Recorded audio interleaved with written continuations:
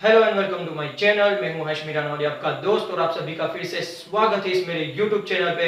और जैसे कि मैंने मेरी बिग अनाउंसमेंट वाली वीडियो में कहा था कि IELTS एग्जाम में जो 4 सेक्शन होते हैं वो चारों सेक्शन को इजीली क्रैक करने के लिए क्या स्ट्रेटेजी अप्लाई करनी चाहिए, उस चीज पे मैं आपके लिए पूरी सीरीज लेके आने वाला हूँ। तो गाइज, ये सीरीज का पहला वीडियो आप सबके लिए आ चुका है और आज के हमारे पहले वीडियो में हम बात करने वाले हैं रीडिंग के सेक्शन के बारे में। तो चलिए गाइज, बिना किसी टाइम वेस्ट के इस वीडियो को शुरू करते हैं।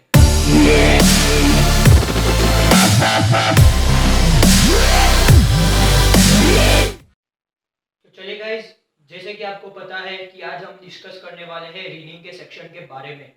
तो सबसे पहले हम बात कर लेते हैं कि एग्जाम में किस तरह के क्वेश्चंस आएंगे, कौन से क्वेश्चंस पहले अप्लाई करने चाहिए, कौन से क्वेश्चंस बाद में अप्लाई करने चाहिए। ये सारी चीज अब हम डिटेल में डिस्कस करने वाले हैं।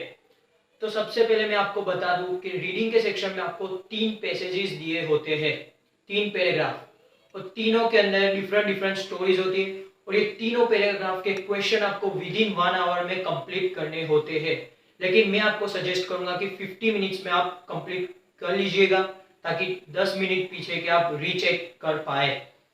तो सबसे पहले कि मैं आपको बता दूं कि जैसे स्कूल्स में होता था कि पैराग्राफ के नीचे 5 से 6 वन वर्ड क्वेश्चंस या वन लाइन क्वेश्चन दिए होते हैं, उस तरह का क्राइटेरिया यहाँ पे नहीं होगा। यहाँ पे डिफरेंट डिफरेंट क्वेश्चन होते हैं, जैसे कि fill in the blanks, match the following, true और false, MCQs and one line answer. तो सबसे पहले हम बात कर लेते हैं कि वन लाइन आंसर की। तो मैं आपको सजेस्ट करूंगा कि बिफोर रीडिंग द पैराग्राफ आप वन लाइन क्वेश्चन को पहले रीड कर लीजिएगा। जब आप पहले क्वेश्चन रीड करेंगे देन पैराग्राफ को रीड करेंगे तो आप स्टोरी को अच्छे से समझ पाएंगे और जल्द से जल्द वन लाइन क्वेश्चन को अटेंड कर पाएंगे और अच्छे वे में अटेंड कर पाएंगे within a limited period of time. और उसके बाद आप fill in the blanks, match the following और MCQ जो आपको सही लगे आप अटेंड कर लीजिए, इसमें कोई सीक्वेंस अप्लाई नहीं हो रहा है। बट लास्ट में आपको ट्रू और फॉल्स अप्लाई करना है। ट्रू और फॉल्स हमेशा आप लास्ट में अप्लाई कीजिए क्योंकि वो थोड़ा क्रिटिकल होता है और थोड़ा ट्विस्ट होता है उसके अंदर। और ट्विस्ट क्या है कि कहीं बार ट्रू और फॉल्स की जगह यस, नो और नोट के ऑप्शन दिए होते हैं, और जब आपको यस आंसर होता है तो आपका आसानी से मिल जाता है, लेकिन ज्यादातर दिक्कत होती है नो और नोट के बीच में। अब नो नोट के बीच में डिफरेंस समझना बहुत जरूरी। मान लो कि कोई 2 सेंटेंस आपको दिए हुए हैं, 2 बातें कह रहे हैं, 2 लोग कन्वर्सेशन कर रहे हो, दोनों की बात मिक्स हो रही है, तो आपको पता है कि पैराग्राफ में वो दोनों की बात मिक्स हो रही है तो आप यस करेंगे, अगर नहीं हो रही तो नो कर देंगे। बट नोट तभी करेंगे जब आप दोनों में से किसी एक की बात पैराग्राफ में दी हुई ही नहीं है, रिलेट करने की बात दूर है बट पैराग्राफ में ही नहीं है, तब आपको नोट सिलेक्ट करना होगा। ये चीज का ध्यान आपको सबसे ज्यादा रखना है ये सेक्शन के अंदर। नो और नोट के बीच का डिफरेंस आपको सबसे ध्यान से अटेंड करना होगा।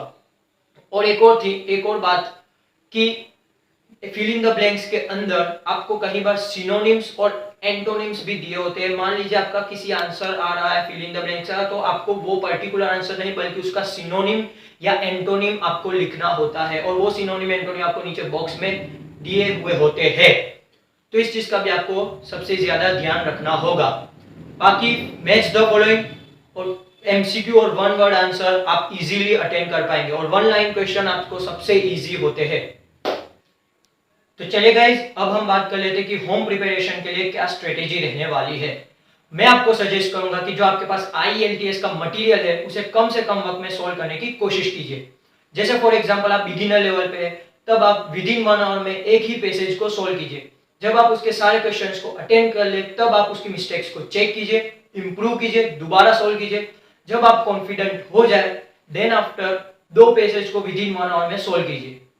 जैसे ही आप उस चीज को लेके कॉन्फिडेंट हो जाए, आपकी मिस्टेक्स कम हो जाए, देन विद इन 1 आवर में तीनों पैसेज को एक साथ सोल्व कीजिए, सारे क्वेश्चंस को अटेंड कीजिए, उसकी मिस्टेक्स को चेक कीजिए, इंप्रूव कीजिए। जब आप विद इन 1 आवर में तीनों पैसेज को अच्छे से सोल्व कर पाए, कॉन्फिडेंट हो जाए, तब आप तीनों पैसेज को 50 मिनट्स में सोल्व करने की कोशिश कीजिए। जब आपकी स्पीड बढ़ेगी तो आपको एग्जाम में फायदा होगा, अच्छे से क्वेश्चन को अटेंड कर पाएंगे और जल्द से जल्द आप क्वेश्चन को अटेंड कर पाएंगे। तो गाइज, यही स्ट्रेटेजी आपके साथ शेयर करनी थी। अगर आपको किसी टॉपिक में पता नहीं चला है, आपको डाउट है, तो आप मुझे इंस्टाग्राम पे मैसेज करके बता सकते हैं। मैं आपके डाउट सोल्व करने की पूरी कोशिश करूंगा। और अगर आपको ये वीडियो अच्छी लगे तो लाइक जरूर कीजिएगा, और अगर अभी तक आपने इस चैनल को सब्सक्राइब नहीं किया है तो सब्सक्राइब जरूर कर लीजिए। मिलेंगे अब हमारी आने वाली वीडियो में इस सीरीज के, तब तक के लिए bye bye, see you, have a good day, stay safe and stay healthy.